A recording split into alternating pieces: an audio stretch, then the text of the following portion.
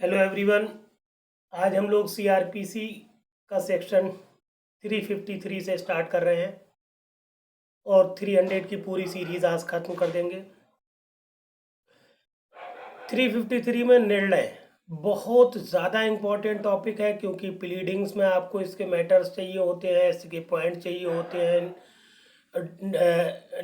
निर्णय लिखने judgment writing आती है तो उसमें आपको ज़रूरत पड़ती है। मतलब इसको एकदम कंठस्थ कर लीजिए, एकदम इसको बाई हार्ट याद कर लीजिए, क्योंकि एक एक चीज़ आपको आगे ज़रूरत पड़ेगी इसकी। इसमें पहले पॉइंट पे चलिए आप।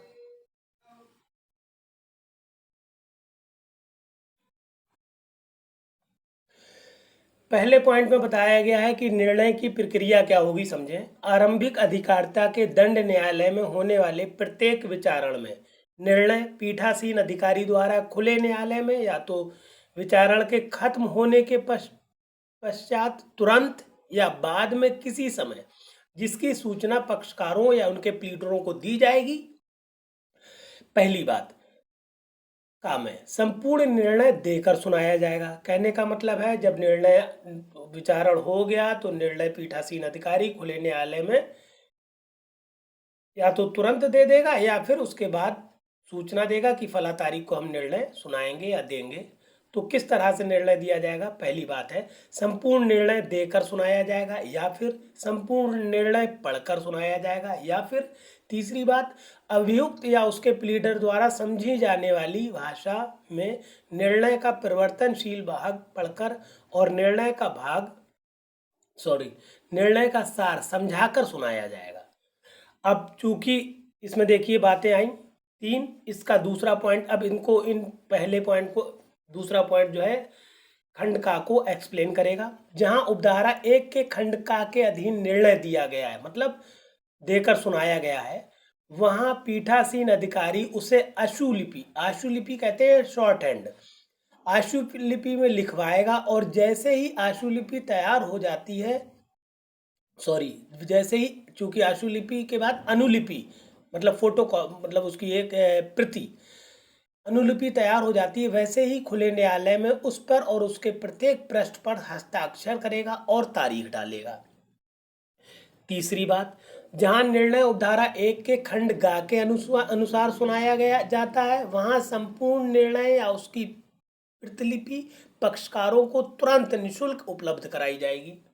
ठीक, पहली बात, देकर सुनाया है तो उसको शॉर्ट हैंड में लिखवाएगा और फिर उस पर साइन करेगा, और अगर गा के अकॉर्डिंग है तो वो उस पर जो लिखा हुआ मैटर है उस पर साइन करेगा और तारीख डाल देगा। चौथी बात, ये बहुत इंपॉर्टेंट है, चौथी बात, यदि अभियुक्त अभिरक्षा में है तो निर्णय सुनने के लिए उसे लाया जाएगा।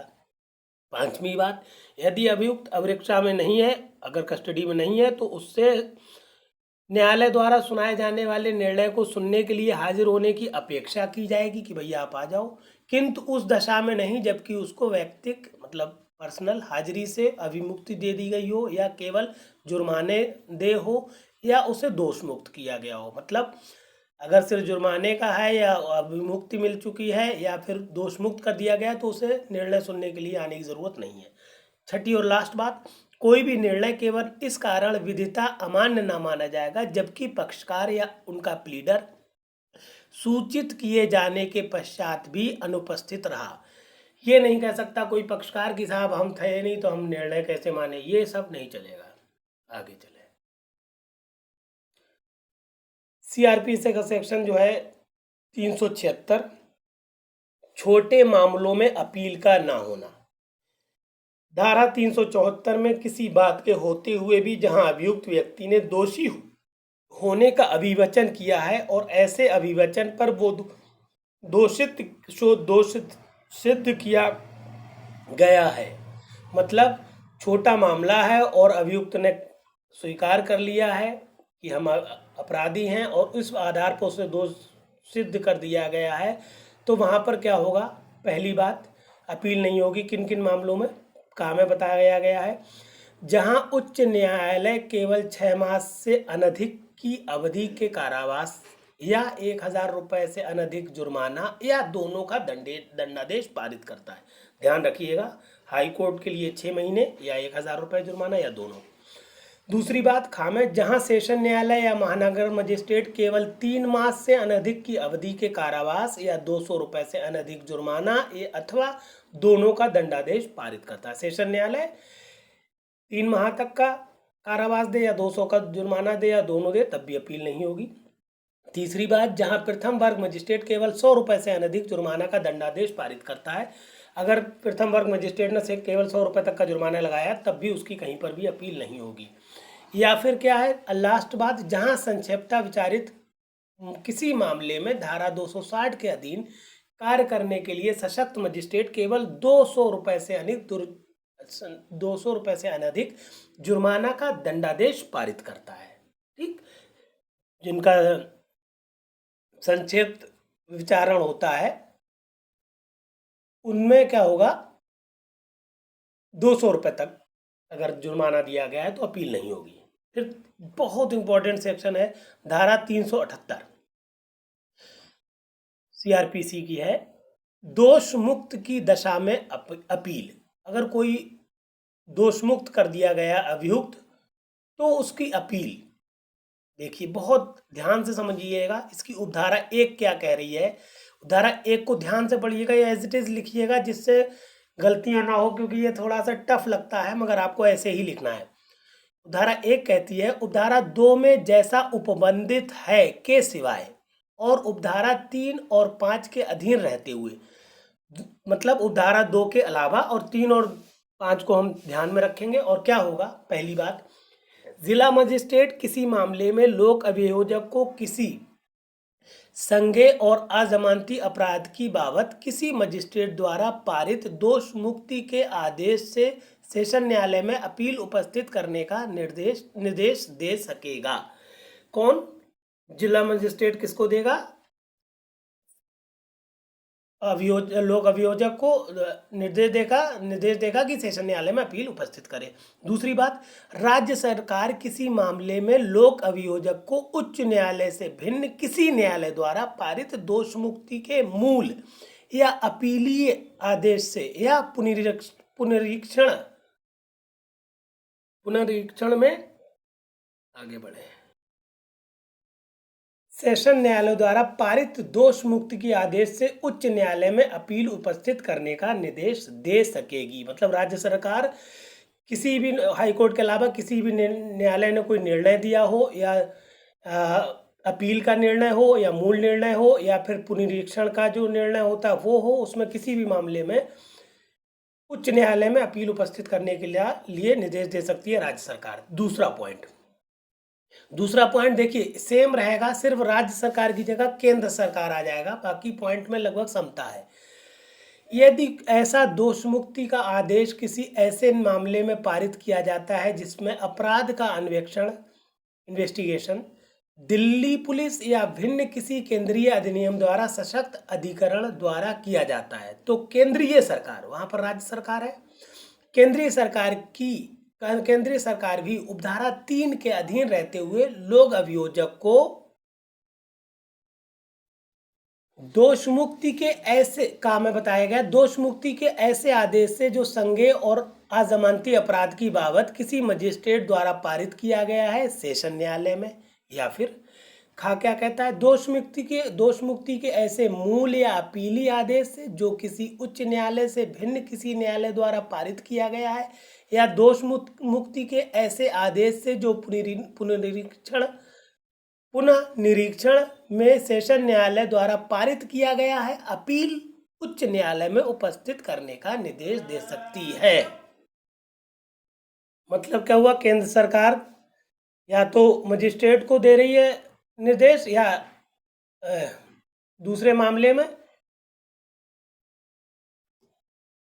क्या कर रही है, पहले मामले में मजिस्ट्रेट द्वारा पारित है तो सेशन न्यायालय में अपील के लिए निर्देश दे रही है, और अगर किसी और न्यायालय द्वारा है तो पॉइंट में वो उच्च न्यायालय में अपील करने का निर्देश दे रही है। ये 2 उपधाराएं हो गई। तीसरी उपधारा कहती है, उपधारा 1 या उपधारा 2 के अधीन उच्च न्यायालय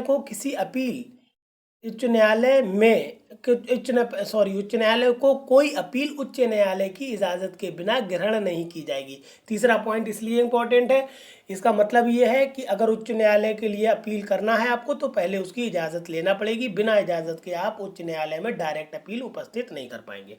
चौथा पॉइंट क्या कह रहा है, परिवाद मामलों में भी परिवादी को उच्च न्यायालय में अपील उपस्थित करने के लिए उच्च न्यायालय की इजाज़त लेनी होती है। ठीक, अगर कंप्लेंट केस है तब भी आपको हाई कोर्ट में अपील करने के लिए हाई कोर्ट की इजाज़त लेना ही पड़ेगी। पांचवा और लास्ट पॉइंट क्या कह रहा है, दोष मुक्ति के आदेश से अपील करने का आवेदन उच्च न्यायालय द्वारा परिवादी के लोक सेवक होने की दशा में आदेश की तारीख से 6 माह पश्चात और अन्य दशाओं में 60 दिन पश्चात ग्रहण नहीं किया जाएगा।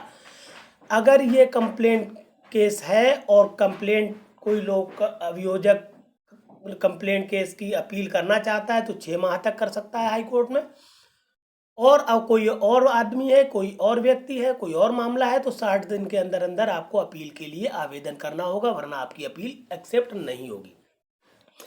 फिर धारा 386 एग्जैक्टली इसलिए यहाँ पर हमने बताई है, छोटा सा लिखा है अपील न्यायालय की शक्तियाँ, क्योंकि ये जो केस हमने लिखा है संदीप कुमार और अन्य बनाम उत्तराखंड राज्य 2020, ये केस 2 चीज़ें बताता है। एक तो दोष मुक्ति के बारे में, अपील के बारे में, और दूसरी चीज़ उच्च अपील न्यायालय की शक्तियों को भी बता रहा है। तो ये 2 तरह से केस है। सेक्शन बहुत ज़्यादा इंपॉर्टेंट नहीं है। अपील न्यायालय की आपको पता है शक्तियाँ कि अपील न्यायालय कुछ भी कर सकता है, न्यायालय मतलब निर्णय को बदल सकता है, एज इट इज रख सकता है, दोष मुक्त कर सकता है, वॉट एवर ही वांट। तो कहने का मतलब है, अभी हम इस केस को डिस्कस करते हैं आपके सामने। इस मामले में मेनली उच्चतम न्यायालय ने 2 चीज़ें बताई कि दोष मुक्ति में क्या क्या किया जा सकता है, और चूंकि क्या किया जा सकता है वो सारी अपील न्यायालय की शक्तियाँ होती हैं। तो इसमें 2 चीज़ें आप पढ़ लेंगे, दोष मुक्ति में क्या होता है और अपील न्यायालय की शक्तियाँ क्या हैं। अब हम लोग समझे संदीप कुमार और अन्य बनाम उत्तराखंड राज्य। इसमें खास बात ये कही गई कि अपील न्यायालय किसी भी मामले में दोष मुक्ति के जो निर्णय दिया गया है और उसकी अपील की गई है, तो अपील न्यायालय उसमें उस आदेश को उलट सकता है, उसको कोई और दंड दे सकता है, उसको पुनः विचारित किए जाने का निर्देश दे सकता है, या उसे दोषी ठहरा दे सकता है, या कोई भी दंड जो विधि में दिया गया है उसको दे सकता है। मगर इसमें खास बात है, किंतु ऐसा एक सामान्य प्रक्रिया के तहत नहीं करेगा, अपितु उच्चतम न्यायालय द्वारा स्थापित विधियों का अनुसरण करते हुए किए जाना चाहिए। कहने का मतलब है, ये जो निर्णय देगा वो यूं ही जनरल विधि पर नहीं देगा, बल्कि उच्चतम न्यायालय ने जो निर्णय दिए हैं उनका अनुसरण किया जाना जरूरी है।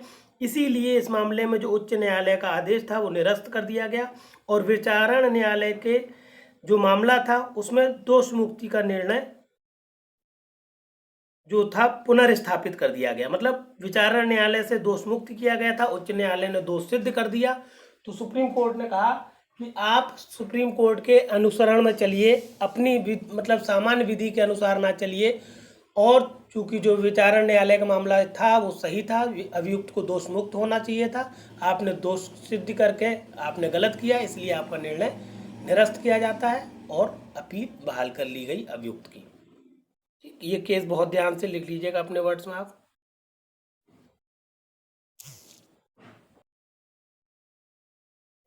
आगे धारा 351 आपको पढ़ाई गई है, अपील न्यायालय अतिरिक्त साक्ष्य ले सकेगा या उसके लिए जाने का निर्देश दे सकेगा। इसमें समझे पहला पॉइंट क्या कह रहा है। पहला पॉइंट कह रहा है, इस अध्याय के अधीन किसी अपील पर विचार करने में यदि अपील न्यायालय अतिरिक्त साक्ष्य आवश्यक समझता है तो वो अपने कारणों को अवलिखित करेगा, और ऐसा साक्ष्य या तो स्वयं ले सकता है या मजिस्ट्रेट या सेशन न्यायालय द्वारा लिए जाने का निर्देश दे सकता है। दूसरा पॉइंट क्या बताया गया है, जब अतिरिक्त साक्ष्य सेशन न्यायालय या मजिस्ट्रेट द्वारा ले लिया जाता है तब ऐसा साक्ष्य प्रमाणित करके अपील न्यायालय को भेजा जाएगा, और तब ऐसा न्यायालय अपील निपटाने को अग्रसर होगा।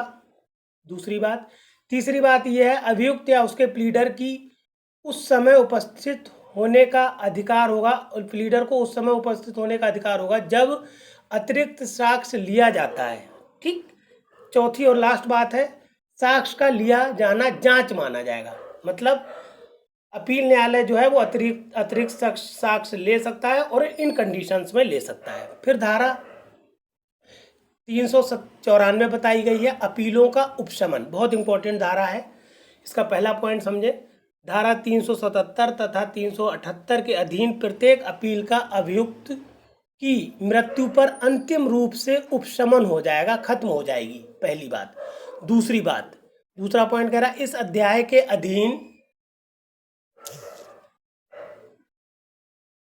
अध्याय के अधीन जुर्माने के दंडादेश की अपील के सिवाय प्रत्येक अन्य अपील का अपीलार्थी की मृत्यु पर अंतिम रूप से उपशमन हो जाएगा, परंतु जहां अपील दोषी और मृत्यु के या कारावास के दंडादेश के विरुद्ध है और अपील के लंबित रहने के दौरान अपीलार्थी की मृत्यु हो जाती है, वहां उसका कोई भी निकट नातेदार अपीलार्थी की मृत्यु के 30 दिन के अंदर अपील जारी रखने की इजाज़त के लिए अपील न्यायालय में आवेदन कर सकता है, और यदि इजाज़त दे दी जाती है तो अपील का उपशमन ना होगा।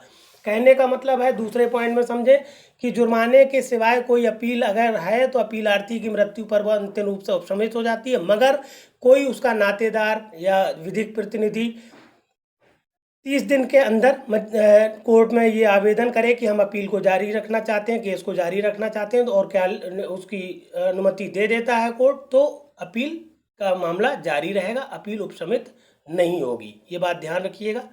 फिर आ जाइए आप सीआरपीसी की धारा 397 बहुत इंपॉर्टेंट है। पुनरीक्षण की शक्तियों का प्रयोग करने के लिए अभिलेख मंगाना। पहला पॉइंट समझें इसका, उच्च न्यायालय या कोई सेशन न्यायाधीश अपनी स्थानीय अधिकारिता के अंदर स्थित किसी अवर दंड न्यायालय के समक्ष की गई किसी कार्यवाही के अभिलेख को किसी अभिलिखित या पारित किए गए निष्कर्ष, दंडादेश, आदेश की शुद्धता, वैधता या औचित्य के बारे में और ऐसे अवर न्यायालय की किन्हीं कार्यवाहियों की नियमितता के बारे में अपना समाधान करने के प्रयोजन से मंगा सकता है। कहने का मतलब है, चाहे वो हाई कोर्ट हो या वो सेशन कोर्ट हो, अपने स्थानीय अधिकारिता में जो उसके कोर्ट आ रहे हैं, उन्होंने जो निर्णय दिया है, जो निष्कर्ष दिया है, कोई आदेश दिया है, उसके अभिलेख को अपने पास इस कारण कि उसकी वैधता क्या है, औचित्यपूर्ण निर्णय दिया गया है या नहीं दिया गया है, पूर्ण नियमितता बरती गई है नहीं बरती गई है, उस अभिलेख को अपने पास मंगा सकता है और उसकी परीक्षा कर सकता है, और ऐसा अभिलेख मंगाते समय निर्देश दे सकता है कि अभिलेख की परीक्षा लंबित रहने तक किसी दंडादेश का निष्पादन निलंबित किया जाए, और यदि अभियुक्त परिरोध में है तो उसे जमानत पर या उसके अपने बंधपत्र पर छोड़ दिया जाए।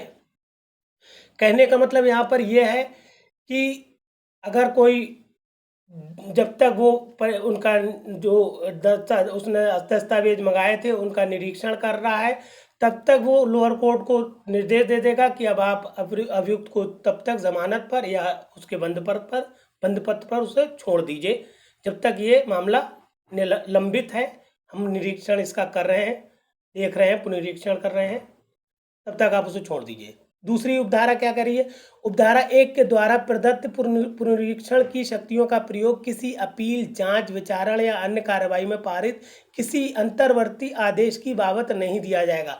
किसी अंतर्वर्ती आदेश होता है जो फाइनल ना हो, बीच में जो आदेश दिया जाता है, उस मामले में चाहे वो किसी भी प्रकार का हो, अपील का हो, जांच का हो, विचारण का हो, कोई भी आदेश पुनरीक्षण के लिए नहीं दिया जाएगा। तीसरी और लास्ट बात है, यदि किसी व्यक्ति द्वारा इस धारा के अधीन आवेदन या तो उच्च न्यायालय को या सेशन न्यायालय को किया गया है, तो उसी व्यक्ति द्वारा कोई और आवेदन उनमें से दूसरे के द्वारा ग्रहण नहीं किया जाएगा। कहने का मतलब है, किसी व्यक्ति ने एक आवेदन सेशन कोर्ट में दे दिया, तो अब वो वही आवेदन हाई कोर्ट में नहीं देगा, ये बात ध्यान रखेंगे। और ये यहाँ पर हम लोगों का सेक्शन कंप्लीट हो गया। ठीक, आप ये पूरा मैटर हम आपको इसके डिस्क्रिप्शन बॉक्स में जाके आपको PDF दे रहे हैं, उसको डाउनलोड कर लें। नोट्स हैं, हैंड रिटेन नोट्स हैं, उनको मतलब PDF है, उसको आप कलेक्ट कर लें और हमारे वीडियो को शेयर एंड सब्सक्राइब कर दें। प्लीज़ चैनल को सब्सक्राइब ज़रूर करें। Thank you.